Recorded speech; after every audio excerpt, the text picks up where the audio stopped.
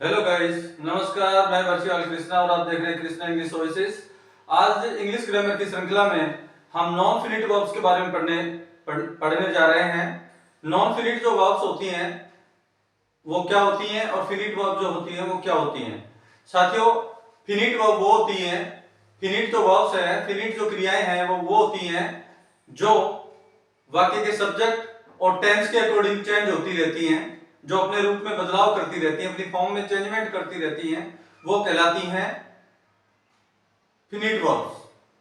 और ऐसी वर्ब्स, ऐसी क्रियाएं जो सब्जेक्ट और टेंस आदि के अनुसार अपने आप में कोई चेंजमेंट नहीं करती, अपना रूप नहीं बदलती हैं, उन्हें कहते हैं नॉन फिनिट वर्ब या इनफिनिट वर्ब।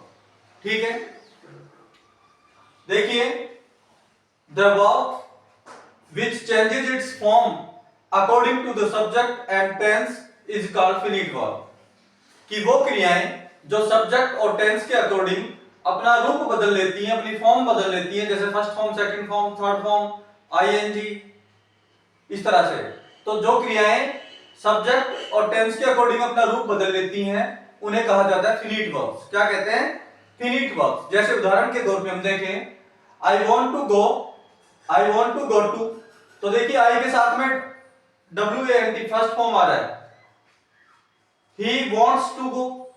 अब सब्जेक्ट ही हो गया तो ही के अकॉर्डिंग वर्ब में एस जुड़ा हुआ है।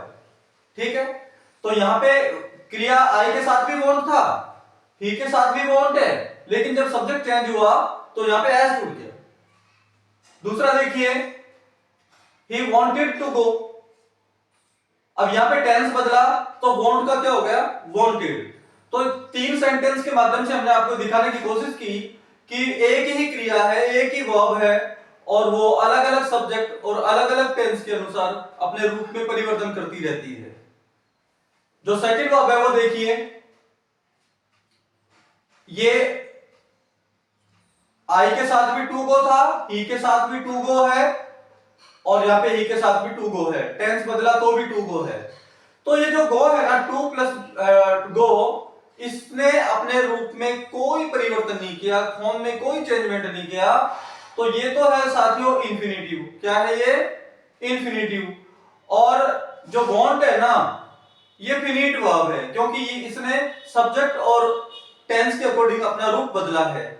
जबकि यहाँ पे जो आपको दिखाई दे रहा है to go to go to go, तो गो ने अपना कोई रूप नहीं बदला है। तो जो क्रिया, जो वर्ब अपने सब्जेक्ट और टेंस के अकॉर्डिंग अपना रूप बदल लेती है वो तो होती है फिनिट वर्ब। क्या होती है? Finite verb. और जो सब्जेक्ट और टेंस के अनुसार अपना रूप नहीं बदलती है उन्हें कहा जाता है इनफिनिट। ठीक है, जो वर्ब्स होती है दो प्रकार की होती है, फिनिट वर्ब और नॉन फिनिट वर्ब्स। दोनों में हमने अंतर समझाने का प्रयास किया है। The verb which does not changes its form according to subject, number and tense is called non-finite verb। कि वो क्रिया जो अपने सब्जेक्ट, अपने वचन और अपने काल, टेंस के अकॉर्डिंग अपने रूप में कोई बदलाव नहीं करती है, जो कि त्यों बनी रहती है, उसे हम नॉन फिनिट वर्ब या इनफिनिटिव वर्ब कहते हैं। ठीक है साथियों, वर्ब जो इनफिनिट, आज हम इनफिनिट पढ़ेंगे, इसके बाद अगला जो वीडियो होगा उसमें जीरेंट पढ़ेंगे। इनफिनिट जो वर्ब है ना, वो दो प्रकार से होती हैं। एक तो होता है टू इनफिनिटिव, कि जब वर्ब की फर्स्ट फॉर्म से पहले टू लगता है तो वो टू इनफिनिटिव कहलाएगी। और कुछ स्थितियां ऐसी भी होती हैं जहां पे बिना टू के बेयर इनफिनिट का प्रयोग होगा। बेयर का मतलब होता है किसी चीज के बिना। तो बिना टू के जब वर्ब की फर्स्ट फॉर्म का यूज हो तो वो कहलाएगी बेयर इनफिनिटिव, और टू के साथ में जब यूज हो वर्ब का तो वो कहलाएगी इनफिनिटिव। ठीक है, टू इनफिनिटिव। और बेयर इनफिनिटिव जो होगी ना, एक तो देखिए जो भी अपनी ऑक्सिलियरी वर्ब्स होती है, अर्थात तो जो मॉडल्स होते हैं can, could, should, would, may, might, इनके साथ में हमेशा बेयर इनफिनिटिव वर्ब का प्रयोग होता है, वहां पे टू का यूज नहीं होता। लेकिन कुछ जो अपने ऑक्सिलरी वर्ब्स हैं, जैसे नीड है, डेयर है, अगर ये वर्ब के रूप में प्रयुक्त की जा रही हैं तो इनके साथ में टू का यूज हो सकता है। अगर वो मॉडल के रूप में यूज में ली जा रही हैं तो बेयर इंफिनिटिव का प्रयोग होता है। और कुछ वर्ब्स होते हैं जैसे बेड होता है, BAD bade, LET let, MED made, और HERD heard, had better, rather.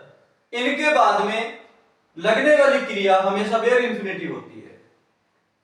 Bed, let, made, heard, had better, rather और कोई भी मॉडल, इनके बाद में लगने वाली जो वर्ब होती हैं वो हमेशा बेयर इंफिनिटिव होती हैं। इनके अलावा जो भी वर्ब लगेंगी उनसे पहले टू लगेगा और वो कहलाएंगी टू इंफिनिटिव। ठीक है,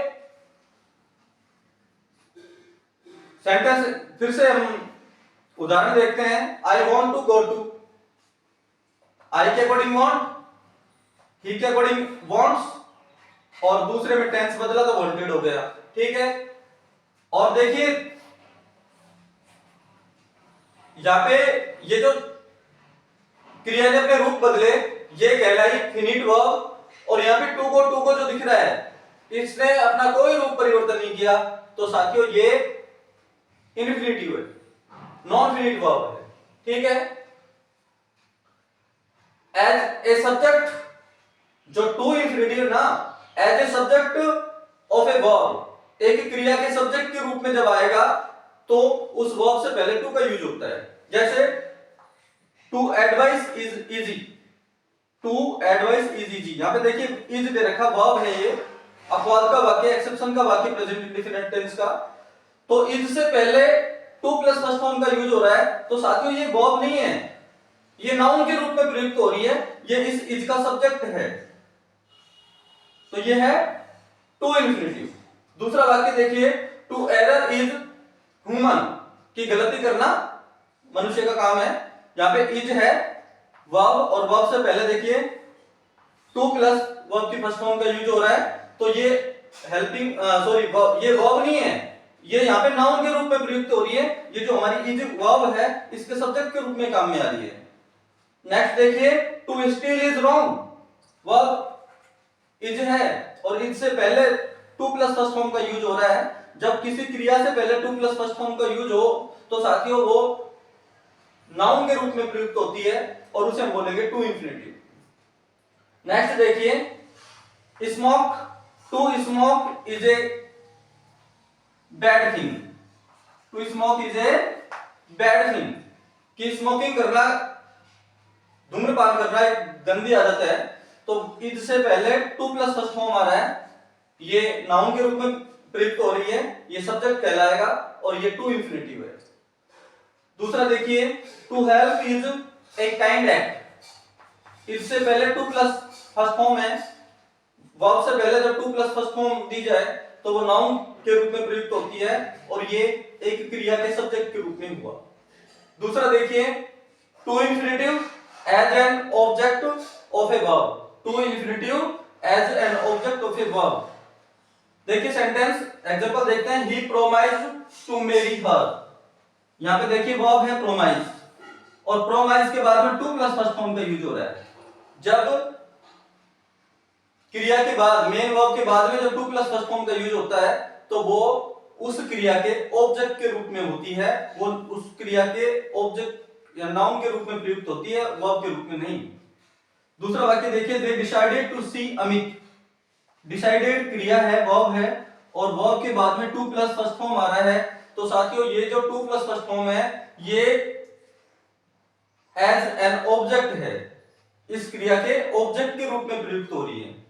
दूसरा देखिए, Hrithik forgot to write to him, क्रिया है फॉरगॉट और वर्ब, मेन वर्ब के बाद में आ रहा है टू प्लस फर्स्ट फॉर्म, तो ये जो टू प्लस फर्स्ट फॉर्म है ये साथियों टू इंफिनिटिव है क्रिया के ऑब्जेक्ट के रूप में।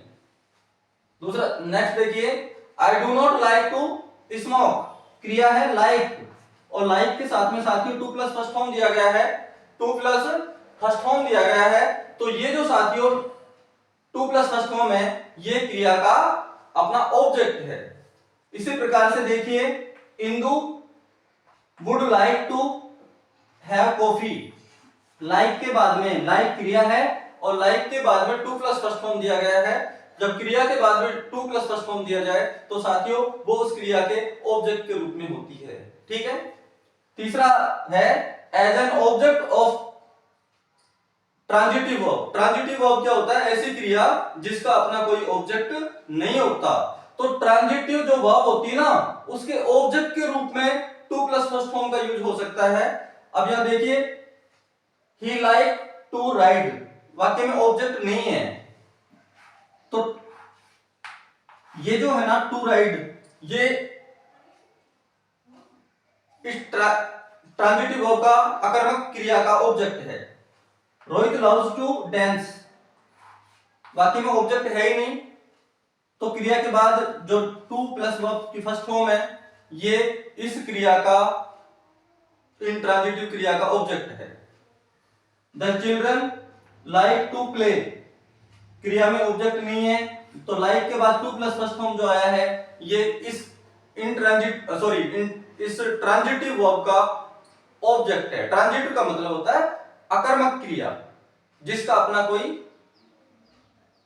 सब्जेक्ट नहीं होता। तो साथियों इस प्रकार से हमने पढ़ा non finite verbs. Non finite verbs के अंतर्गत हमने पढ़ा फिनिट वर्ब और नॉन फिनिट वर्ब इंफिनिटिव की ऐसी क्रिया जिसका जो अपने सब्जेक्ट टेंस के अनुसार, नंबर के अनुसार अपनी फॉर्म में, अपने रूप में परिवर्तन करती है वो कहलाती है फिनिट वर्ब। और ऐसी क्रिया जो सब्जेक्ट या टेंस के अकॉर्डिंग अपने रूप में, अपनी फॉर्म में कोई चेंजमेंट नहीं करती वो कहलाती है नॉन फिनिट वर्ब या इंफिनिटिव। ठीक है। तो ये पढ़ा हमने इंफिनिटिव, और इसके बाद अगले वीडियो में हम पढ़ेंगे जीरेंड। साथियों बने रहिए हमारे साथ, और अगर आपको हमारा वीडियो अच्छा लगा हो, पसंद आया हो, तो वीडियो को लाइक करें, चैनल को सब्सक्राइब करें। शुक्रिया, धन्यवाद।